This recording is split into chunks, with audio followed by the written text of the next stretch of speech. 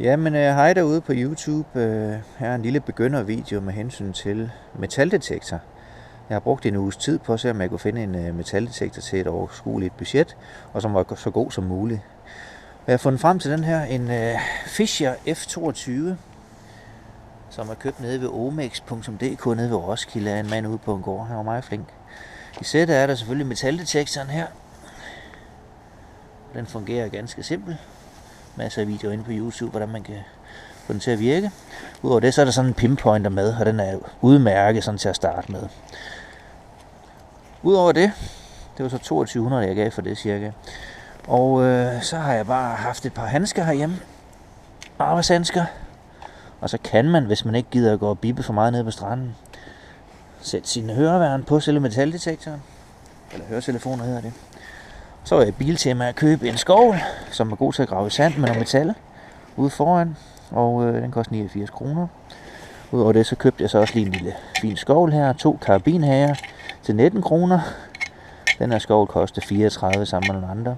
Og så synes jeg faktisk, det her det var meget sjovt.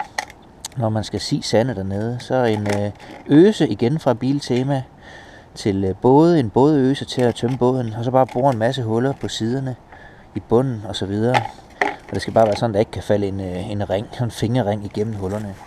Så det er den størrelse cirka, det skal have. Den er god til at grave i sand og god til at stå og sige det hele. Sæt hele skidtet fast på et bælte og rundt om.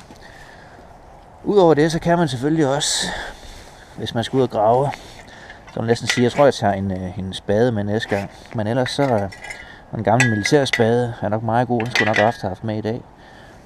Sådan en til at ude i bedet kan man også bruge. Og her er så resultatet.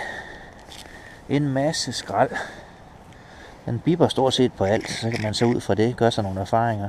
Dåserne, jamen de var helt nede i næsten en halv meters dybde. En masse sølvpapir. Og dem her til dåser, når man skal åbne en. Også en prop. Alt muligt skrammel. Sågar nogle kontaktlinser. Der må være et eller andet metal i det her. Og en stor en her er metal. En anden spændskive af en slags. Og så med 2 10 kroner og en 20'er. Men jeg vil faktisk sige, at Fischer F22 er jeg ganske tilfreds med. Den er skide sjov. Meget nem at bruge. Og ham jeg købte den, han satte mig lige i, hvordan man brugte den ganske kort. Og ellers så kan man bare se i vejledning. Der er en dansk vejledning med. Så en rigtig god begynder med metaldetektor, synes jeg i hvert fald. God fornøjelse derude, og det er faktisk skide sjov. Jeg kan godt blive afhængig af det. Ha' det godt. Hej.